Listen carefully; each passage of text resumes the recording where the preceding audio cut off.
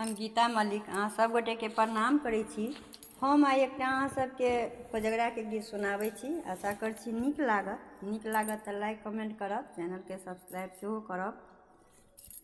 एलैया कोजगरा के भारी में समान से सोहावन लागे ना।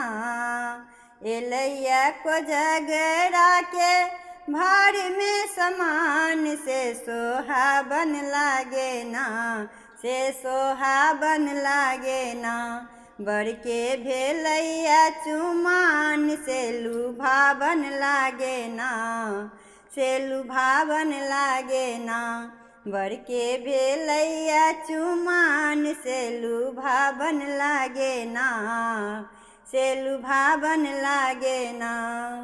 बड़का डाला में मधुर साजल छै, रांगल धान सयौ डाला भरल छै। बड़का डाला में मधुर साजल छै, रांगल धान सयौ डाला भरल छै, डाला भरल छै। डाला में करौनी के 5 ढोली पान से सोहावन लागे ना। बर के भेलैया चुमान से लुभावन लागे ना, से लुभावन लागे ना। बर के भेलैया चुमान से लुभावन लागे ना, से लुभावन लागे ना। बड़का खाजा लड्डू केरा के घोरियौ, महिषक दूध के दही देलियै पौरियौ। बड़का खाजा लड्डू केरा के घोरियौ, महिषक दूध के दही देलियै पौरियौ, दही देलियै पौरियौ। बोरा में चूड़ा भरल छै, बोरा में मखान से देखावन लागे ना। बोरा में चूड़ा भरल छै, बोरा में मखान से देखावन लागे ना।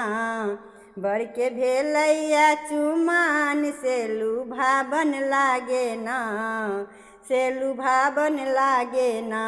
बर के भेलैया चुमान से लुभावन लागे ना, से लुभावन लागे ना। पड़ल छै हकार पूरा मिथिला के गाम यौ, गान बजान हेतै पूरा मिथिला धाम यौ। पड़ल छै हकार पूरा मिथिला के गाम यौ, गान बजान हेतै पूरा मिथिला धाम यौ, पूरा मिथिला धाम यौ। सरस हकार पूरा मंगबै मखान से बड़ पावन लागे ना। सरस हकार पूरा मंगबै मखान से बड़ पावन लागे ना। बर के भेलैया चुमान से लुभावन लागे ना, से लुभावन लागे ना। बर के भेलैया चुमान से लुभावन लागे ना, से लुभावन लागे ना। एलैया कोजगरा के भारी में समान से सोहावन लागे ना। एलैया कोजगरा के भारी में समान से सोहावन लागे ना, से सोहावन लागे ना।